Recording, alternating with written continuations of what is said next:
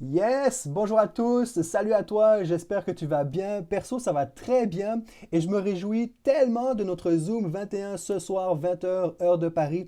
J'espère que nous serons nombreux à pouvoir libérer du temps et nous retrouver sur cette plateforme pour échanger les uns avec les autres sur ce que nous avons vécu durant ces derniers jours. Vraiment, je me réjouis. En passant, j'ai fait une fiche de notes qui correspond aux personnages que nous avons vus jusqu'à présent. Est-ce que je vais pouvoir le faire pour les 21? Je ne sais pas. Je vais y aller un témoin à la fois. Mais si ça t'intéresse, n'hésite pas à me le communiquer. Ça va me faire plaisir de le basculer sur notre groupe 21. L'idée, c'est très simple, c'est de laisser une trace écrite pour nourrir nos moments de réflexion, de méditation, etc.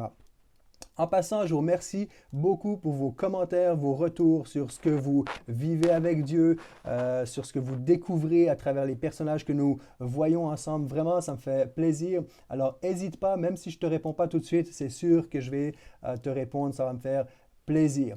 Cinquième jour de mise à part. Ça va? Pas trop difficile jusqu'ici? Aujourd'hui, nous allons passer la journée non pas avec notre frère, non pas avec notre ami, mais avec notre Père, Abraham. Abraham, le Père de la foi. Avec Abel, Enoch et Noé, juste avant le déluge, nous avons à travers ces trois hommes une expression partielle de la foi. Mais avec Abraham, nous réalisons en quoi est-ce que ça consiste exactement de vivre par la foi.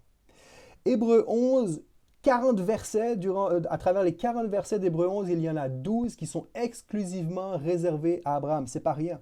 Mais aujourd'hui, j'aimerais attirer notre attention sur un seul mot.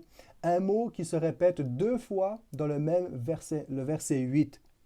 C'est par la foi qu'Abraham obéit lorsque Dieu l'a appelé et qu'il est parti pour le pays qu'il devait recevoir en héritage, et il est parti sans savoir où il allait. Vous l'avez deviné, le mot est parti. Et je suis convaincu que pour la plupart d'entre nous, lorsque nous lisons et il est parti sans savoir où il allait, immédiatement nous nous projetons dans l'avenir. Nous nous projetons dans le futur. Nous essayons d'imaginer à quoi pourrait ressembler le voyage. Nous pensons à ce qu'il y a devant. J'aimerais qu'on puisse réfléchir autrement. Il est parti et se poser la question, qu'est-ce qu'il a quitté? Et qu'est-ce que j'ai besoin, moi, aujourd'hui, de quitter? Il a quitté sa terre natale. Il a quitté un territoire qui était étranger à Dieu. Ur ou Our.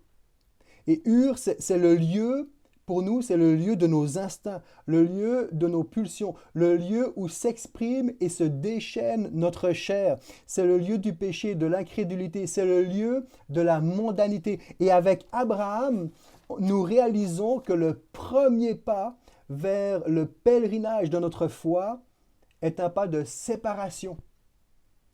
Et c'est exactement ce que nous avons vu avec notre conversion. Nous sommes passés des ténèbres à la lumière. Les choses anciennes ont disparu. Nous sommes dans une nouveauté de marche avec Jésus. Et là, peut-être qu'on pourrait se demander, mais je suis avec Jésus, j'ai plus besoin de quitter quoi que ce soit. Oui et non. Parce que c'est un combat de tous les jours. C'est pas pour rien que Jésus va dire résistez au diable, résistez à la tentation. Faites attention de ne pas retourner en arrière comme le chien retournerait à son vomi. Alors il y a vraiment un appel à se présenter devant Dieu régulièrement et dire Seigneur, montre-moi ce que j'ai besoin de quitter.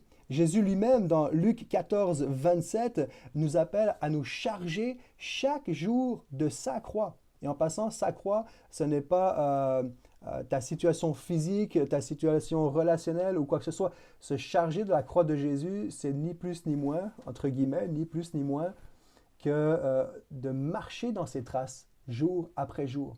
Alors je nous pose la question, je me pose la question, qu'est-ce que j'ai besoin de quitter aujourd'hui?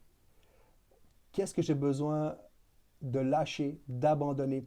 Qu'est-ce que j'ai laissé entrer dans ma vie, jeter une ombre dans ma foi? Se mettre à part réclame de notre part une volonté à résister. Et dans cette résistance volontaire, le Seigneur purifie jusqu'à même enlever les mauvais désirs. Nous, on est beaucoup concentrés sur nos actes, mais Jésus regarde au cœur, à nos motifs, à ce qui est secret, à nos désirs. Et lorsque nous résistons, eh bien, à un moment donné, ce qu'il se passe, et c'est ça que Jésus veut faire comme œuvre de purification, c'est nous débarrasser des désirs, juste le simple fait de désirer, avant même de passer à l'acte, juste le simple fait de désirer, il veut nous débarrasser de cela. Et moi, je prie que le Seigneur vienne purifier nos cœurs, purifier nos pensées, que nous puissions être débarrassés de ces mauvais désirs. Je vais terminer avec cette question. Pourquoi est-ce que je me retiens de pécher? Pourquoi est-ce que tu te retiens de pécher? Est-ce que c'est par peur des conséquences? Est-ce que c'est à cause de ce que les autres pourraient penser? Est-ce que c'est par satisfaction pharisaïque? C'est-à-dire, ah, moi je suis bon, cette fois-ci c'est bon, là je mérite la présence de Dieu parce que j'ai résisté, j'ai pas péché. Est-ce que c'est par satisfaction de notre propre réussite? Je crois que tout ça, c'est des mauvais motifs. Et il me semble que Dieu cherche un cœur qui cherche à lui faire plaisir par pur plaisir de lui être agréable. Peu importe le reste, juste le plaisir de lui être agréable.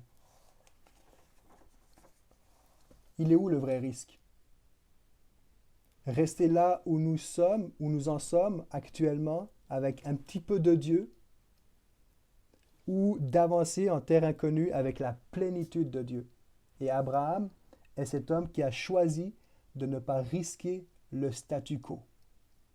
Il a choisi d'avancer dans l'inconnu, entouré du Dieu très haut. Alors, puissions-nous nous laisser interpeller par le fait qu'Abraham est parti en se posant la question, aujourd'hui, qu'est-ce que j'ai besoin de lâcher dans ma vie? Je te souhaite une bonne journée. On se retrouve ce soir, Zoom 21, 20h. Allez, ciao, ciao tout le monde.